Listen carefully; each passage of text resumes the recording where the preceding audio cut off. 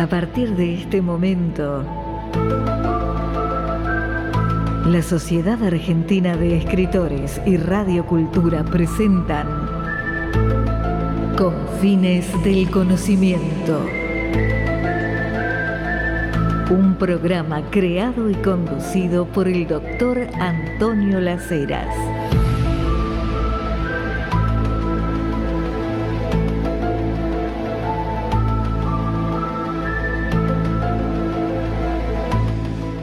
Muy buenas noches, qué semana, Tuvimos el miércoles el eclipse anular de Sol, se pudo ver desde distintos lugares de la República Argentina. También los medios de difusión comentaron que ya llegó a la Estación Espacial Internacional el vehículo con el cual en febrero del año próximo, faltan unos meses, podrán regresar esos dos astronautas que llegaron a la Estación Espacial Internacional hace un par de meses. Y la idea era que regresaban a los 6 días. Pero el vehículo que los tenía que regresar a la Tierra tuvo algunas fallas. De manera tal que fue necesario hacer regresar al vehículo sin los astronautas para probar que realmente funcionara de manera adecuada. Tuvo algunas fallas. Pero son temas interesantes para analizar porque demuestran primero cómo la nueva carrera espacial, que está en manos de empresas privadas, salvo China, que es una empresa estatal, y que ya está planificando para dentro de pocos años hacer descender una espacionave en el planeta Marte, pero una espacionave tripulada.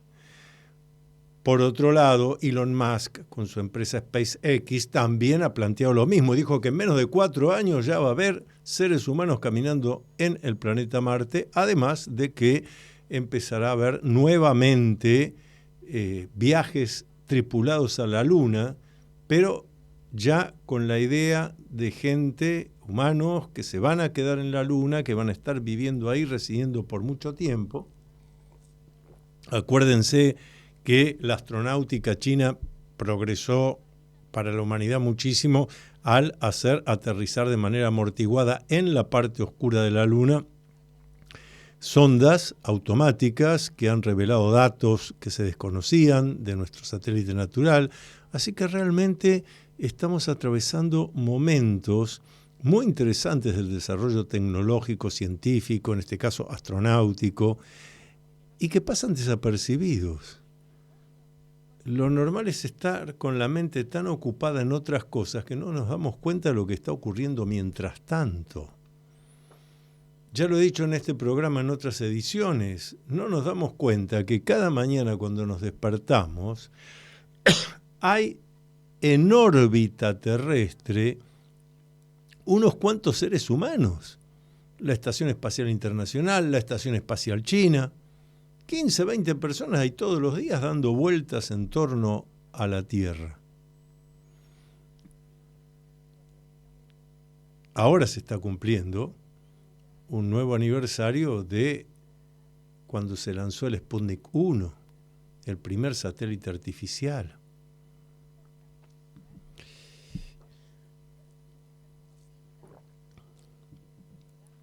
El 20 de julio de 1969, primer descenso humano en la Luna, y hoy tener en torno a la Tierra cantidad de astronautas, varones, mujeres, que pasan meses allí.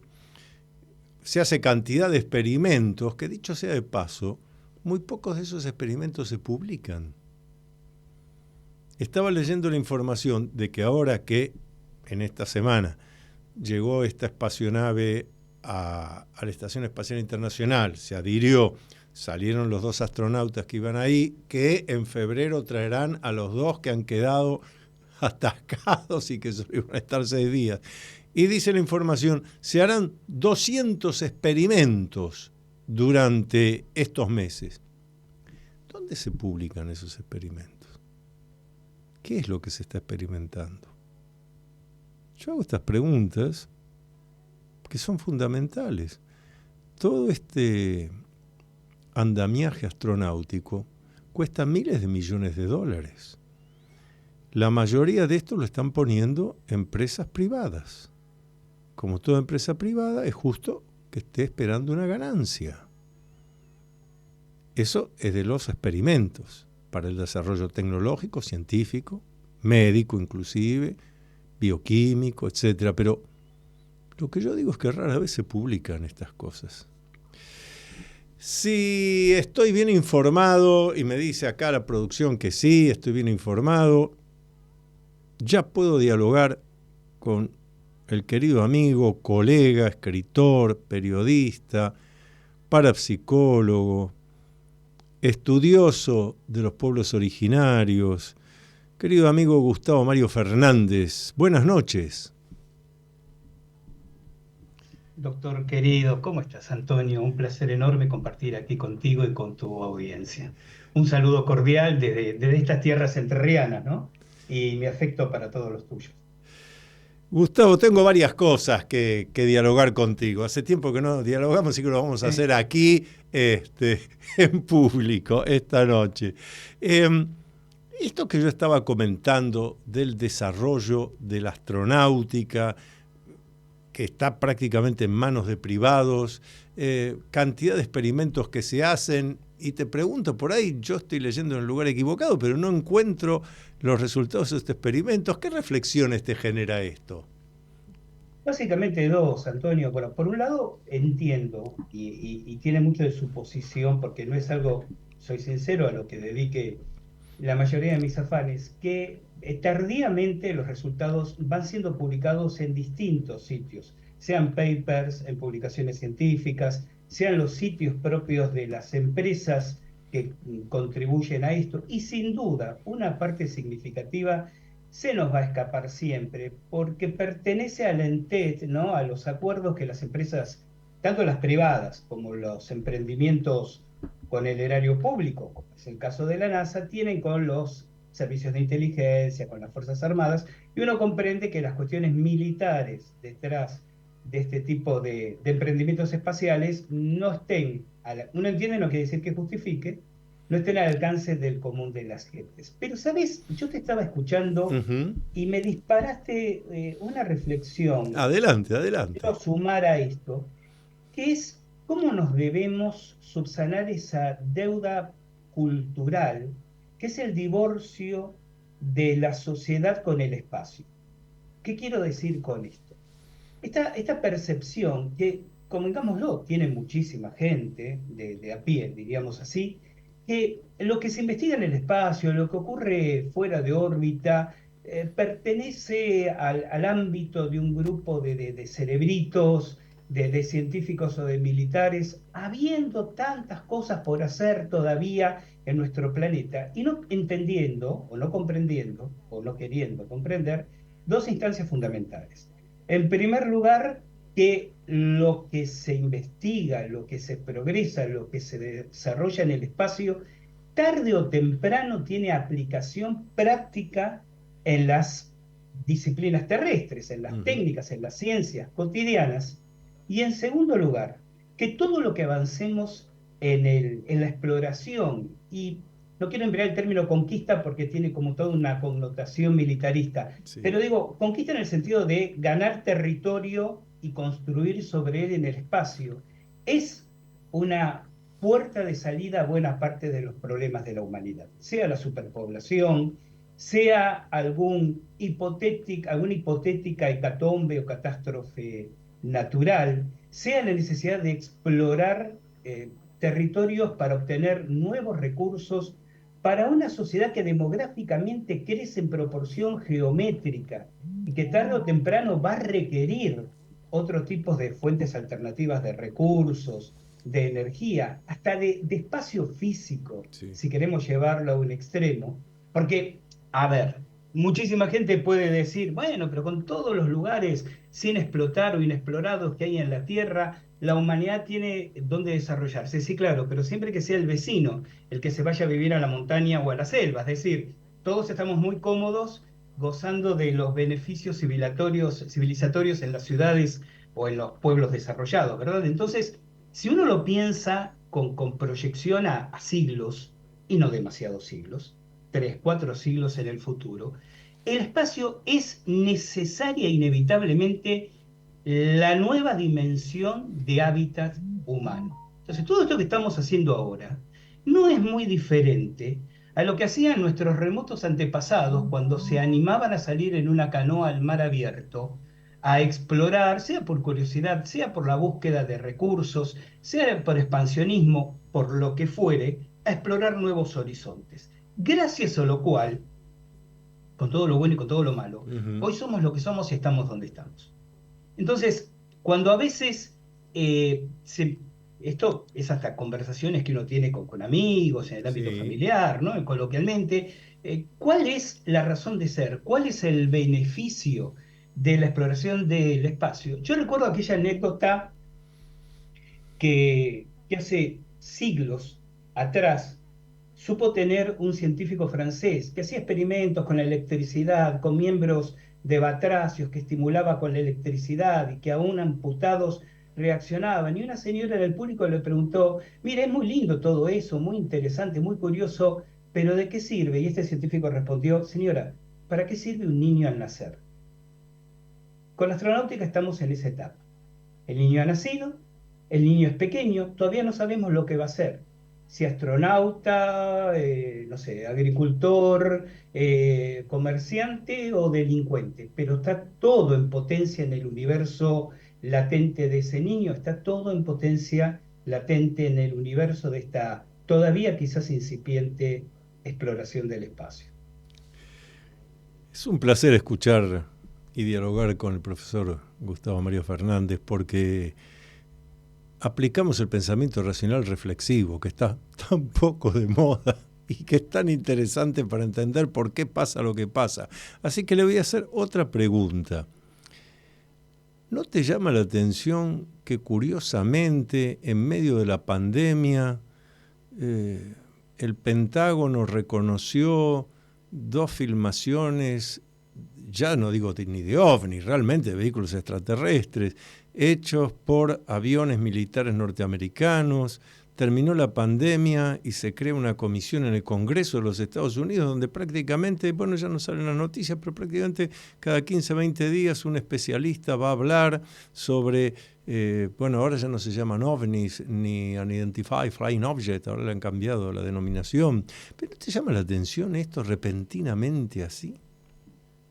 Yo sigo empleando el viejo término ovni, aunque ahora traten de inculcarnos y llamarlos WAPs, ¿no? Es el término que está actualmente de moda. Bueno, para mí, nosotros somos de la vieja guardia, Antonio. Exacto. Lo seguiremos llamando ovnis, por lo menos no como sigla, sino como sustantivo. Sí, me llama la atención. De hecho, vos mencionaste la pandemia yo tengo una relación muy particular con ese 2020. Supongo que habrás leído en alguna oportunidad mis reflexiones que me Ujú. han significado bastante censura en las redes sociales, porque esto es personal, pero bien, me das pie a exponer un punto de vista personal. Sí. Creo que fue un periodo de reseteo del sistema económico mundial y de tapadera de otras cosas. ¿De qué otras cosas? Bueno, ahí entramos en lo especulativo. Muchas cosas ocurrieron hasta donde uno infiere, donde uno se informa, y muchas cosas pudieron ocurrir y obviamente no nos enteramos, por lo tanto no podemos especular durante ese año y parte del año siguiente. Y en lo que tiene que ver con lo cósmico, lo espacial, iba a decir la hipotética visita de inteligencias no humanas, pero ya eso sería entrar a hilar demasiado fino. Creo que fue una excelente distracción para que se activaran ciertos programas, para que se columnaran determinadas investigaciones, cuando todo el mundo estaba totalmente paranoico y consumido por el miedo irracional a que una simplemente aguda y peligrosa gripe pudiera llevarte puesto, ¿no? Entonces, esta idea que esbozás en el comentario de si no me llama la atención, sí, y sobre todo me lleva a preguntarme qué cosas estuvieron ocurriendo vinculado a este tema mientras estábamos hipnotizados con las noticias de la COVID que ocupaban 24/7. Sí, fíjate que inclusive comenzó la pandemia, bueno, el que había que quedarse en casa, etcétera. Y en las redes sociales empezó a aparecer gente diciendo, uy, pero al atardecer vi 30 ovnis que iban flotando en el atardecer ahí sobre el horizonte y se movían acompasadamente, qué extraordinario. Bueno, en realidad eran los satélites de comunicaciones de Elon Musk de SpaceX. Pero a mí me resultó interesante eso porque dije, vaya. El humano está volviendo a hacer lo que hizo en toda la historia de la humanidad, que es levantar la vista al cielo, y por un instante está dejando de hacer lo que hace nuestra civilización, que es bajar la vista al celular. Esos satélites estaban dando vueltas desde hacía años, pero claro, la pandemia obligó a algo casi diríamos arquetípico, que fue volver a levantar la vista y volvimos a descubrir que hay satélites artificiales desde hace un tiempo. Sí, claro. Además, bien, digamos todo como es. Eso no se puede generalizar. Hubo gente que tenía su atención absolutamente capturada en hacer TikTok sobre masa madre, Uh-huh. pero había muchísima gente en todo el mundo que dirigía tanto tiempo libre y la atención disponible a otros espacios. Yo te cuento una anécdota, si quiere, de color local. Antes que me cuentes la anécdota, Gustavo Fernández, hacemos nuestra primera pausa y después Vamos. escuchamos con atención la anécdota. Pausa. Atrévete a vivir en plenitud. El nuevo libro del doctor Antonio Las Heras, a la venta por Mercado Libre y también en librerías Cúspide. Usted está escuchando Confines del Conocimiento.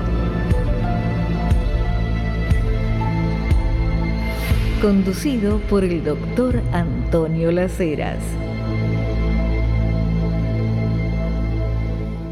Escritor, investigador, parapsicólogo, estudioso del fenómeno OVNI de los pueblos originarios. Estamos dialogando esta noche con Gustavo Fernández, que nos está por contar una anécdota.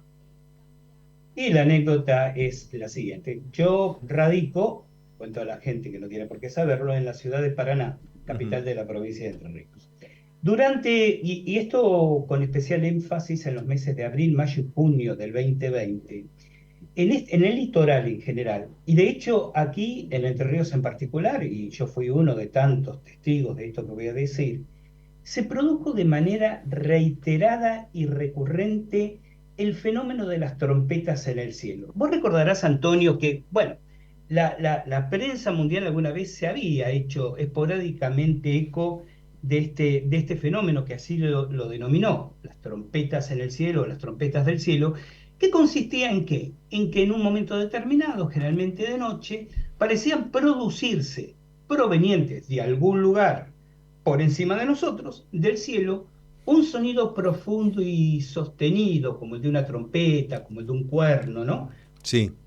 Como el de un sofá.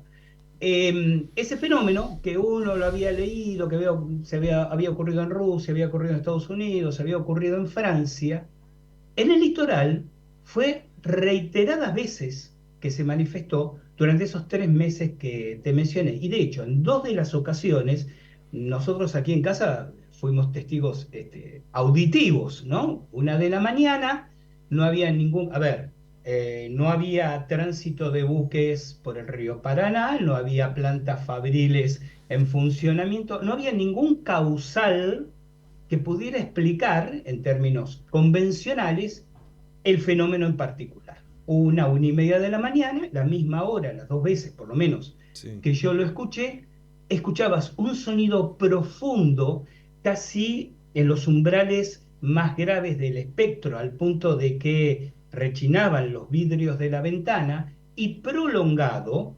mínimamente unos 30 segundos en cada caso, proveniente, cuando uno abría la ventana y sacaba la cabeza, ¿qué es eso? Uh-huh. Provenientes a aparecer desde el cielo. Eh, las explicaciones que circularon en la prensa local, a veces, como muchas otras cosas, Argentina es muy centralista, ¿no? Entonces, no siempre lo que ocurre en el interior llega a Buenos Aires, aunque a nosotros nos llega todo lo que ocurre en Buenos Aires.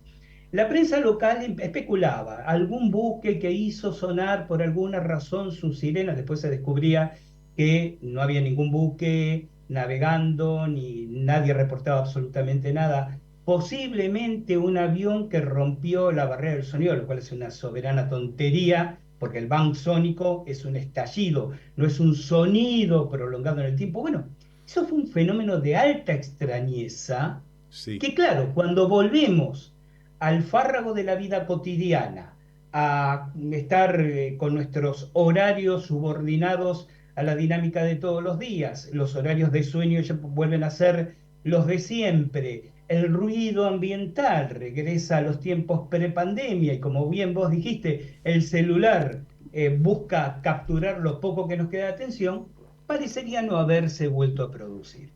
Entonces a mí en lo personal, por eso digo, es una anécdota local, pero que a mí me sirve para reflexionar sobre lo que vos señalabas, es qué estaba pasando, que pudimos prestar especial atención en ese periodo de tiempo.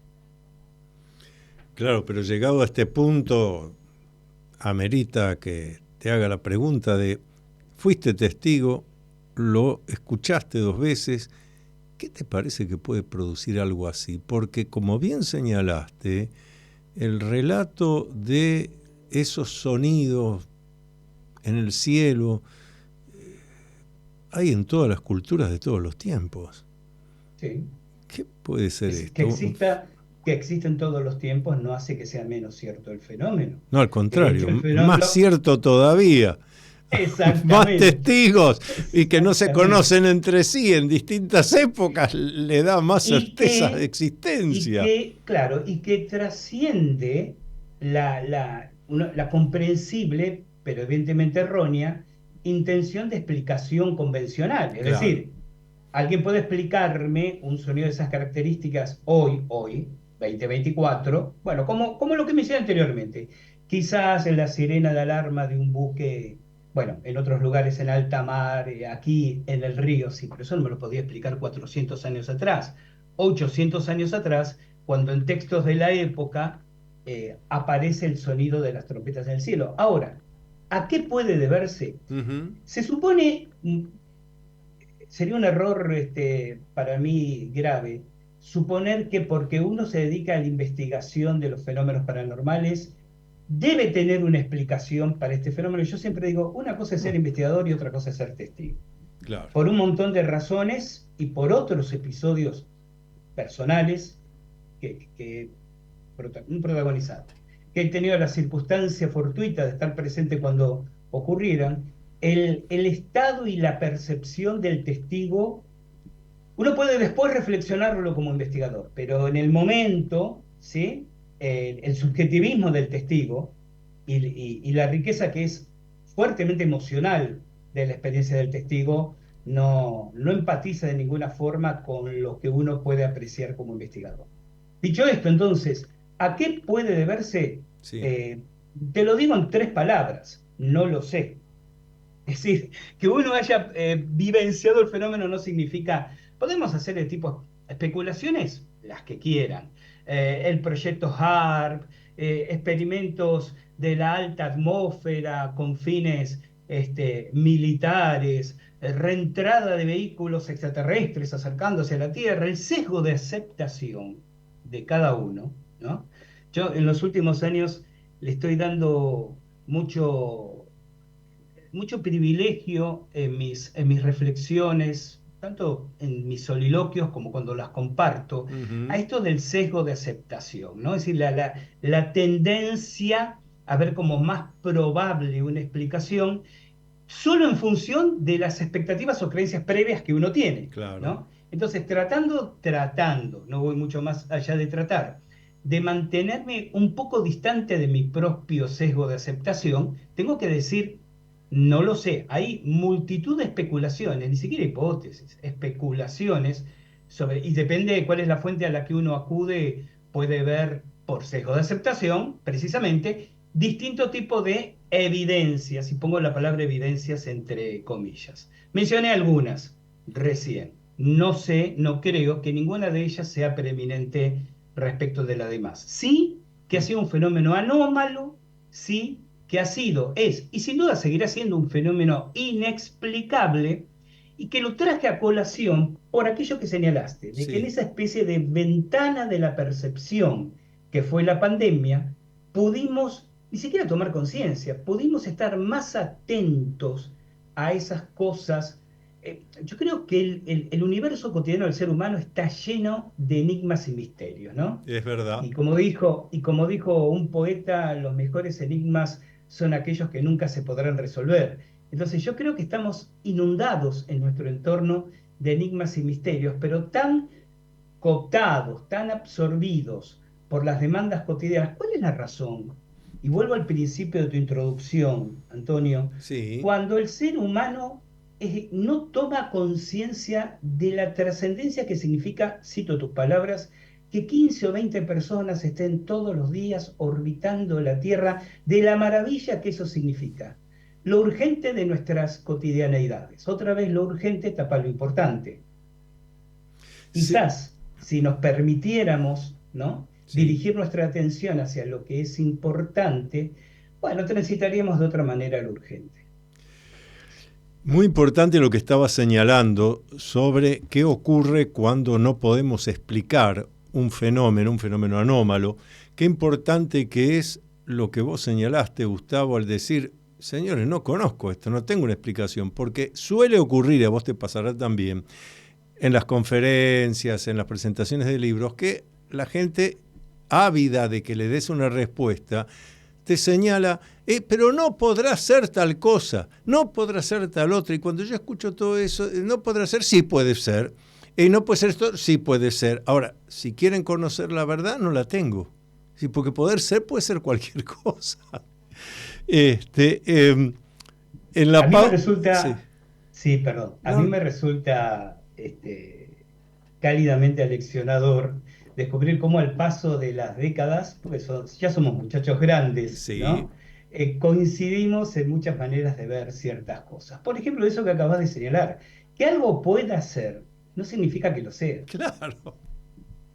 Entonces, la gente, como bien decís, en las conferencias, en reuniones, te dice, no, pero es que yo escuché a un youtuber, porque encima es la peste comunicacional de este siglo, ¿no? O de Ujú. estos años. Cualquiera hace un video de youtuber y es investigador no, que explica que en realidad eso está provocado porque los mayas que migraron a las Pléyades están regresando a través de un portal que Claro. abrieron en cercanías de la Tierra para... ¿Quién no conoce que los mayas migraron a las Pléyades? Totalmente por favor, demostrado eso. por favor.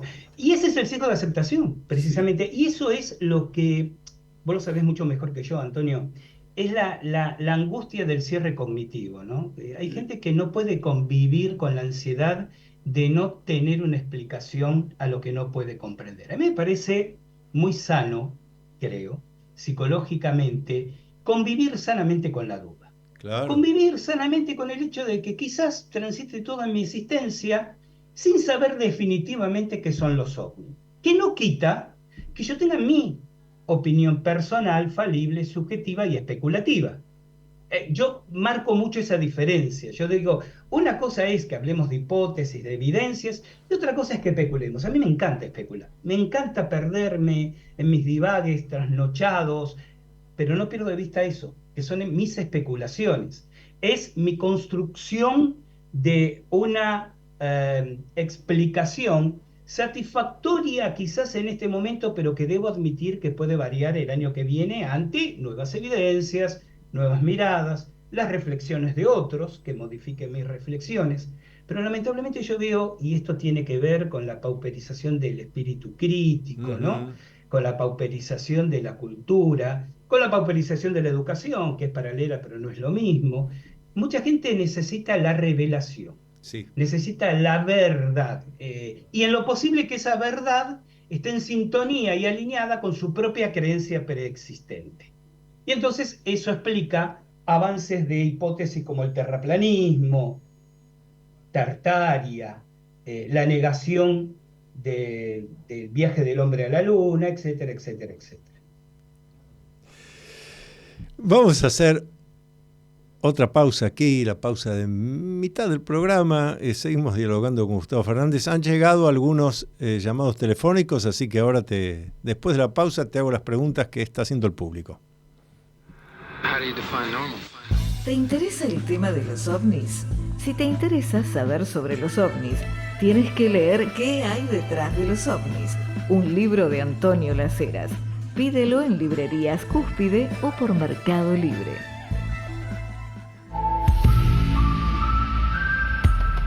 Usted está escuchando Confines del Conocimiento.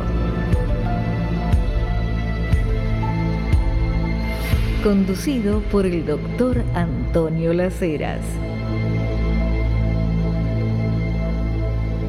Ahora seguimos dialogando con Gustavo Mario Fernández y unas cuantas preguntas han llegado. Les recuerdo, preguntas, ideas, comentarios a mi WhatsApp, que es 11 49 49 28 50. 11 49 49 28 50. Para quienes nos están siguiendo de fuera de la República Argentina, el WhatsApp es 54 9 11 49 49 28 50. María Clara, de la ciudad de Mendoza, le pregunta al profesor Gustavo Fernández si él alguna vez pudo ver, fue testigo protagonista de la presencia de un ovni. Ya que los ha estudiado tanto, pregunta María Clara si además ha tenido alguna experiencia ovni.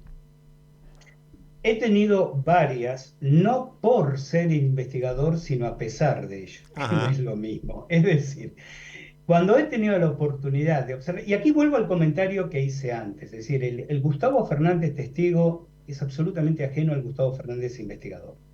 Si bien es cierto que dedicarme al tema, que viajar, que hacer noches de observación, de vigilia, aumenta probabilísticamente la posibilidad de ser testigo de algo, no significa que mi testimonio por eso valga más que el de cualquier otro testigo. Y algunos de esos episodios fueron en contextos absolutamente ajenos a mi función como investigador. Recuerdo uno, febrero de 1985, yo entonces trabajaba en Radio Splendid de Buenos Aires, era movilero, cubría el turno de las 12 de la noche a las 6 de la mañana, vamos a Retiro, la estación de ómnibus de Retiro, a cubrir un paro que hacían los transportistas en ese momento, vamos ahí con nuestro camión de exteriores, un técnico, otro periodista colaborador, y cuando estamos entrevistando a un sindicalista, a la gente, una enorme masa de gente varada, porque claro, no existía internet, no existían redes, no existían WhatsApp, entonces toda la gente se encontró con que su micro no salía en el momento en que llegó a Retiro para abordarlo. En medio de ese pandemonium, que era Retiro en ese momento, pasa por la vertical del lugar una flotilla de 16 objetos voladores no identificados.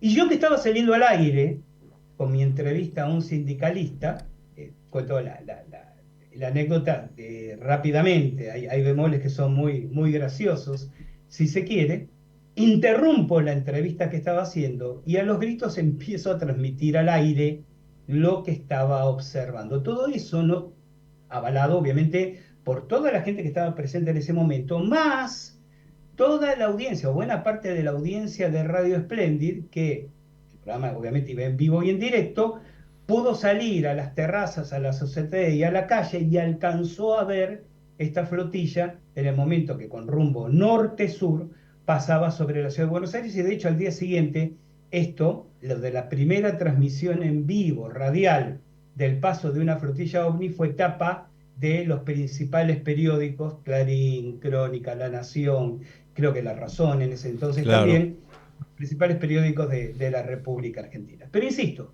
mi opinión y mi percepción de la naturaleza de los ovnis de ninguna manera se modifica o se enriquece por el hecho de haber sido testigo en algunas ocasiones. Yo he estado innúmeras veces en Capilla del Monte, realizando experiencias, realizando jornadas completas en el cerro o en otros puntos. Ahí también hemos Te tenido referís al Cerro Uritorco. al Cerro Uritorco, Ujú. claro, gracias. Y hemos tenido observaciones, pero insisto, mi opinión sobre el fenómeno no se modifica por el hecho de haber sido testigo. Simplemente tuve la oportunidad, debo decir, muy, muy estimulante, de poder observar aquello que ocupa mis intereses intelectuales la mayor parte del tiempo. Edgardo de Mar del Plata, en esa misma línea, se comunicó en otro WhatsApp, el 11 49 49 28 50, y la pregunta que te hace es, en base a tus investigaciones, ¿qué podés decir sobre qué son eso que se llama ovnis? Y él pregunta, Edgardo pregunta precisamente si para vos algunos de esos objetos voladores no identificados son vehículos extraterrestres dirigidos. Es muy interesante la pregunta de Edgardo, sobre todo por la segunda parte de la pregunta. Si algunos de esos objetos, porque yo no creo que haya una única explicación para los no identificados. Es decir, una vez que dejamos de lado los globos sonda, los fenómenos atmosféricos, los eventos astronómicos, los fraudes, que también los hay, la porción sobreviviente de plenamente no identificados, yo no creo que se explique, valga la redundancia, de una sola manera, porque la propia palabra lo dice, son objetos no identificados. Asimilarlo a lo extraterrestre es de alguna manera una deformación cultural de nuestra época. 500 años atrás hablarían de ángeles y demonios, 2000 años Exacto, atrás hablarían de los dioses que bajan exacto. de las estrellas y así Y sucesivamente. algunos que Entonces, venían del Olimpo, y algunos dioses claro, del por Olimpo. eso, por eso me remitía a los dioses. Sí. Entonces, me parece un maniqueísmo absurdo esto de sostener que o son extraterrestres o son naves que viajan en el tiempo o vienen de otra dimensión o son prototipos de armas militares. Yo creo que hay un segmento que son extraterrestres y hay otros segmentos que son algunas de las otras cosas que he mencionado. Yo en mis Ujú. conferencias Doc, lo suelo decir de esta manera. Digo, estoy parado en el campo una noche mirando a las estrellas y veo sobre mi cabeza una luz extraña, brillante, con un comportamiento presuntamente inteligente. Y digo, caramba, un ovni, seguramente una nave extraterrestre. Otra noche voy caminando cerca de un cementerio y veo entre las tumbas, entre las cruces, una luz extraña de comportamiento aparentemente inteligente y digo, oh caramba, seguramente un fantasma, un espíritu. Pero en ambos casos, de lo único que puedo estar seguro es que vi una luz extraña de comportamiento inteligente. La adjudicación de naturaleza es una nave extraterrestre o es un espíritu, en realidad se debe a una cuestión cultural y al marco donde aparece el fenómeno. Claro.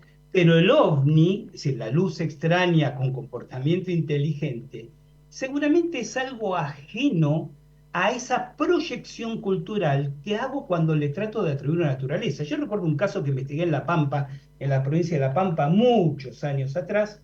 Hay un cuasi aterrizaje de un ovni a la madrugada en un campo, en una finca. Yo tenía que hacer una actividad en Santa Rosa, entonces me quedo unos días, me voy al pueblo, localizo a los dos testigos que el episodio había tenido. La señora, propietaria del campito, que tenía unas vaquitas, tenía unos animales, y un ingeniero que iba a su trabajo en su automóvil por la ruta colindante con esta finca en ese momento. ¿De acuerdo? Acá tenemos los dos testigos. Ujú. Entrevisto primero al ingeniero. Y el ingeniero, con dibujos y todo, me describe una nave espacial. Me hace el dibujo de una especie de cono brillante, le pone por debajo marcas como de toberas de gases inflamados que sale por la parte inferior, luces rotativas en la parte superior. Bien, con la descripción de este testigo, al día siguiente, entrevistó a la dueña del campo, una señora en ese momento de unos 60 años, divina, amable, culturalmente o educacionalmente casi analfabeta, no había terminado el tercer grado, creo, y muy emocionada me cuenta cómo se le apareció a la Virgen María. ¿Se entiende a lo que voy? Tenemos dos testigos con dos marcos socioculturales muy diferentes que interpretan lo que ve en función de su propio paradigma. Entonces aquí me permitirás recordar al gran Jung cuando decía, nadie discute la realidad física del fenómeno ovni, él obviamente fue a hablar de otra cosa, sobre cosas que se ven en el cielo, pero él dijo, el ovni es un fenómeno proteiforme y se adelantó décadas a las miradas que podemos hacer ahora, porque él proponía esta idea de que el ovni pongo el C entre comillas otra vez, se manifiesta según la idiosincrasia o la naturaleza de pensamiento de la persona que lo percibe. Y puede ocurrir que el ovni no sea ni la nave espacial ni la Virgen María, que sea algo que no podemos conocer en el sentido de aprender intelectualmente, pero que lo decodificamos, simple mecanismo de racionalización, en función de nuestro paradigma preexistente, Sí. de nuestras creencias, Sí. nuestras culturas. Entonces, yo estoy convencido, fíjate que nunca uso la palabra creo, ¿no? Porque la creencia, en primer lugar, la creencia no necesita evidencia. Muy Si yo digo, importante eso. creo algo, bueno, pero dime las pruebas. No, yo dije que creo. No tengo por qué demostrar nada. Bueno, Claro. pero listo. Vos no crees, yo sí. Punto.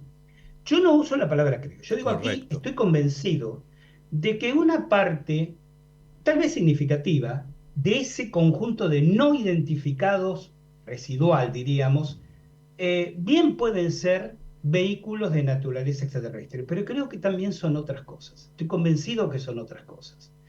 Entidades interdimensionales, ¿por qué no? Sobre todo hoy en día, donde la investigación físico-matemática y todo el campo de la ciencia ficción, las dimensiones paralelas, los universos paralelos, y lo trajo al campo de la física teórica cotidiana, ¿no? Entonces, insisto, es más, yo creo que la palabra ufología, Antonio, ya es caduca.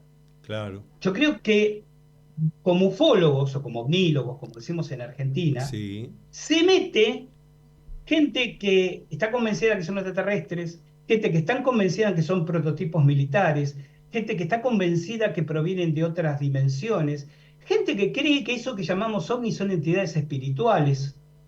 Y me parece que quizás sería tiempo de que empecemos a segmentar las definiciones, ¿no? Es decir, ¿en qué pensamos cuando alguien dice, como dije yo recién, estoy convencido de la realidad de los ovnis? Sí. No es una única realidad. No, no, pero son extraterrestres. No, no, no, no, son interdimensionales. No, pero no, son, no sé, digo cualquier tontería, de la Tierra hueca, qué sé yo. A mí me parece que el fenómeno, bueno, yo no estoy muy convencido de la Tierra hueca, pero digo, creo que la extrañeza del fenómeno nos ha llevado a meter en el mismo saco, en la misma bolsa, fenómenos que son de naturaleza diferente. Y mientras como investigadores, no digamos bien, pero yo, ¿dónde me segmento? Busco evidencias de cuál, porque una evidencia, y esto es algo que mucha gente no lo reflexiona quizás, ¿no? Una evidencia nunca demuestra nada, sino en el marco de la teoría hipótesis sobre la cual aplica esa evidencia. Hay un episodio muy conocido, sin duda lo conocerás, ocurrió allá por 1988 en las afueras de New York. Una señora tiene sueños perturbados, pesadillescos, va a un terapeuta, el terapeuta le sugiere una serie de estudios médicos, ya voy a mencionar brevemente cuáles, y hacer regresiones hipnóticas. Y en regresión hipnótica, la mujer empieza a relatar que había sido abducida. Entonces, presenta el relato. Paralelamente, ella tenía... Te interrumpo acá para los oyentes que no conozcan bien la expresión que es ser abducido. La señora lo que está diciendo es que fue llevada al interior de un vehículo extraterrestre. Secuestrada por extraterrestres. Y de vuelta Gracias, a la Tierra, sí. Perdón por dar por sobreentendido un término para uno cotidiano, pero para el público no tiene por qué ser. Bueno, como paralelamente le ordena otros estudios, uno de esos estudios tenía que ver con un dolor intenso en un pie que tenía desde el día siguiente que comenzaron a producirse esa serie de sueños. Le hacen una radiografía del pie derecho, si no me equivoco, y le encuentran un triángulo metálico. Se lo extraen quirúrgicamente y el análisis demuestra que estaba formado por tungsteno, manganeso y níquel en proporciones de pureza que no existen en el planeta Tierra.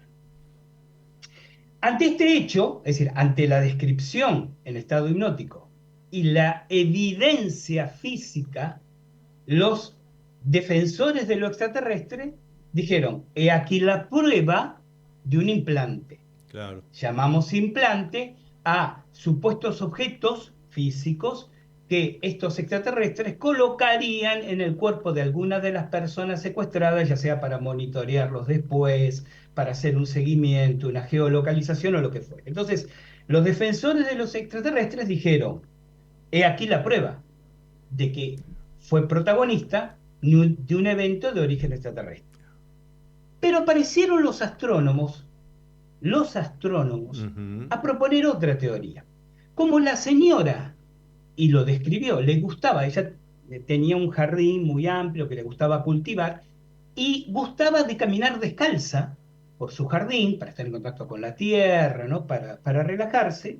Los astrónomos dijeron, no, porque eso demuestra que a esta mujer se le clavó un micrometeorito que abría en la tierra y que valga la redundancia, se clavó en el pie cuando caminaba descalza sobre el suelo.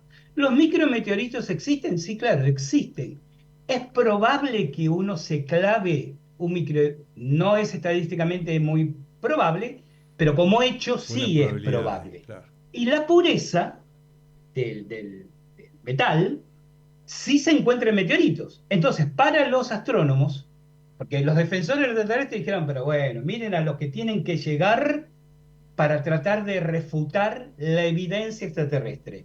Y los astrónomos contestaban, ¿y ustedes que hablan de extraterrestres? Miren a lo que tienen que llegar para refutar la explicación del micrometeorito. Lo que estoy diciendo es que esa evidencia, ese objeto, era evidencia para cualquiera de las dos teorías, según cómo uno las aceptara.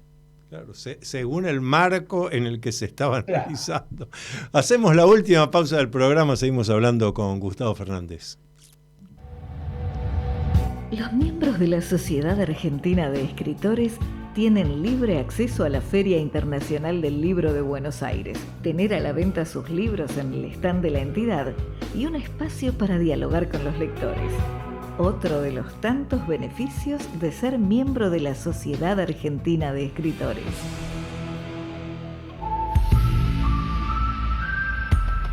Usted está escuchando Confines del Conocimiento. Conducido por el doctor Antonio Las Heras.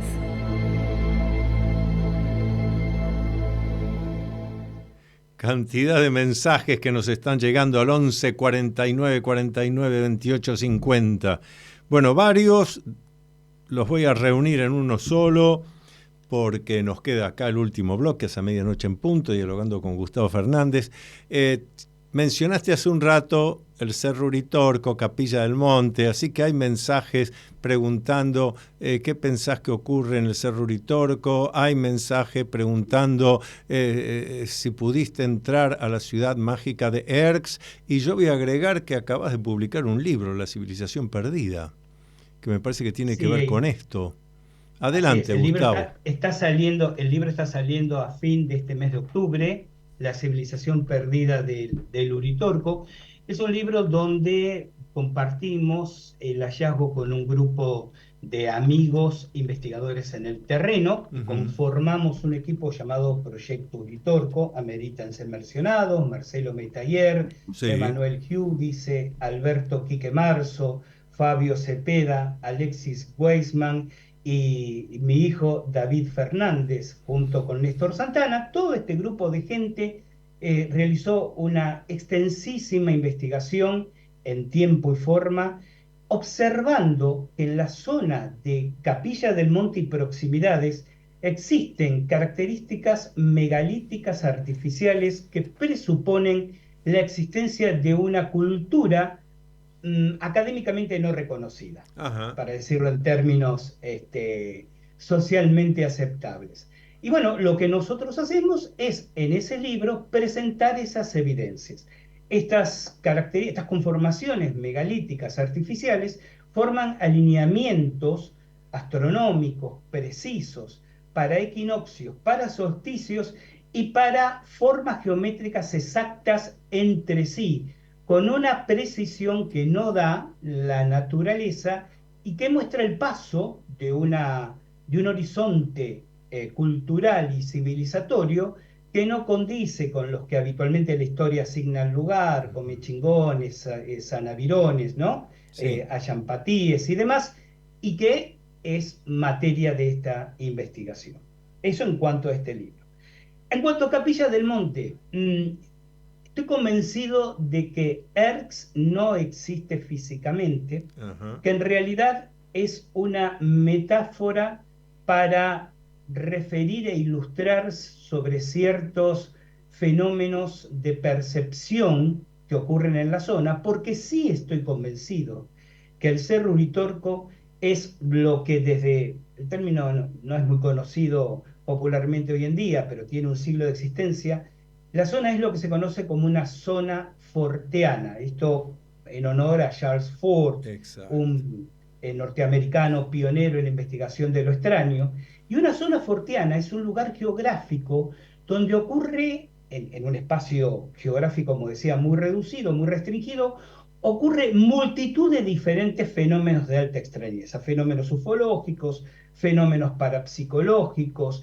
Es interesante observar que si bien en el ideario popular la gente relaciona Uritorco con ovnis, los fenómenos que ocurren en la zona, primero son muy anteriores, pero en siglos, a que se popularizara el tema ovni en la región. Desde la época de los Genia Camiari, los mal llamados comechingones, la región tiene fama de, como decía ese oyente, mágica. Ujú. Pero los fenómenos que allí ocurren, o por lo menos del tipo de fenómenos a que nos remitimos, los ufológicos, las apariciones de ovnis, son cuantitativamente los menores. La mayor parte de los fenómenos que protagoniza, que la gente te comenta, tiene que ver con lo parapsicológico, tiene que Ajá. ver con lo paranormal. Lo cual no es extraño si consideramos que toda la región es una gran afloración cuarcífera. Es Claro. decir, uno en Capilla del Monte y alrededores escarba bajo la superficie unos centímetros y descubre que en realidad está literalmente todo el lugar instalado sobre una enorme y masiva veta de cuarzo. De hecho, existe en lugares no frecuentados por el turismo, pero que nosotros conocemos en las proximidades, cerros que son prácticamente de cuarzo puro. Sí. Entonces, a sabiendas de las particulares propiedades que ciertos cristales en general y el cuarzo en particular suelen tener, no es extraño que actúen como disparador de eventos como los que la gente relata y protagoniza en el lugar. Estaba pensando, esta civilización perdida que ustedes han ubicado, ¿qué antigüedad tendría?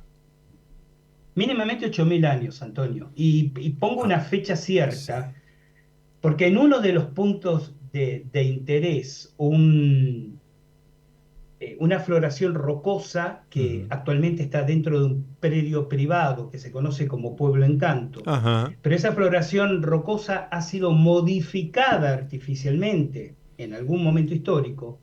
Hay ciertas características donde arqueólogos de la Universidad de Catamarca determinaron que el granito del lugar había sido manipulado aproximadamente 8.000 años atrás. Es por lo tanto cronológicamente muy anterior a la llegada y presencia de los comechingones en el lugar, que se Claro. remonta a unos 5.000 años. Y aquí quiero hacer esta pregunta en realidad, para dejarle a tu público, a vos mismo, al equipo, una idea de reflexión. Porque se me ha dicho, qué casualidad, Gustavo, justo en Capilla del Monte, donde aparecen ovnis, donde aparecen duendes, ¿vienen ustedes a encontrar los restos de una cultura perdida? Y yo respondo de dos maneras. Primera respuesta, y si las alineaciones están ahí, ¿yo qué culpa tengo? Digo, nosotros constatamos estos alineamientos, los relevamos, los geolocalizamos, los marcamos, están ahí para que cualquiera se tome el mismo trabajo, invierta el mismo tiempo y dinero que invertimos nosotros, para comprobar o refutar lo que, por ejemplo, ahora estoy aquí diciendo. Y lo segundo, ¿y si el recuerdo de esa civilización, que además tuvo que haber sido una cultura avanzadísima? ¿Por qué digo esto? Porque la idea de la construcción social que tenían los pueblos en la zona, grupos familiares que vivían de la recolección, de la caza, de una agricultura muy primitiva, no explica la dimensión de estas construcciones, para las cuales se necesitó, primero, un grupo de observadores que durante años observaran precisamente el movimiento del Sol, la Luna, los planetas, las estrellas, para determinar. Segundo, la construcción, que implica una masa obrera, implica una jerarquía que coordina y dirige, y todo un apoyo logístico de quienes proveían material, alimento, vigilancia y seguridad a todos los que estaban trabajando ahí. Es decir, hablamos de una sociedad compleja y organizada. Y entonces mi pregunta es esta, y cierro este comentario. ¿Y si es el recuerdo en el inconsciente colectivo de la presencia de una poderosa y desconocida civilización en la zona lo que crea la mitogénesis que dispara y estimula los fenómenos que a posteriori la gente pasa a protagonizar? Magnífico para llegar a medianoche en punto. Acá me están diciendo que nos quedamos sin tiempo, pero interesantísimo. Querido amigo Gustavo Fernández, si estás por Buenos Aires, avisá y te venís acá al estudio, seguimos hablando. Y si no, sí, bueno, desde cualquier parte del mundo, porque siempre es útil, interesante y revelador escuchar no solo tus puntos de vista, tus investigaciones. Así que un abrazo luminoso y hasta la próxima, Gustavo. Siempre a disposición y ya nos encontraremos, aunque sea para un café y una buena charla. Gracias y que tengan buena vida. Un café conversatorio. Hasta la próxima. Queridos amigos, bueno, voy a agradecerle a nuestro técnico, a Nico Ciancaglini, a la productora Viviana del Río, a la gente de la Sociedad Argentina de Escritores. Un programa realmente para reflexionar, para pensar. ¿Cuántas cosas pasan a nuestro alrededor y pasan y si no estamos atentos no nos damos cuenta? Nosotros volvemos acá por Radio Cultura viernes que viene, 23 horas, avanzado ya octubre. Buen fin de semana para reflexiones y comentarios. Luminoso abrazo a todos y cada uno. Luminoso abrazo, hasta la próxima. Para conocer realmente qué es, cómo funciona y cuál es la verdadera historia de la masonería, tienes que leer Masonería en la Argentina, Enigma, Secreto y Política. Reciente libro del doctor Antonio Las Heras. Masonería en la Argentina, Enigma, Secreto y Política. Puedes adquirirlo en librerías Cúspide o pidiéndolo en Mercado Libre. Hasta aquí. La Sociedad Argentina de Escritores y Radio Cultura presentaron Confines del Conocimiento, un programa creado y conducido por el doctor Antonio Las Heras.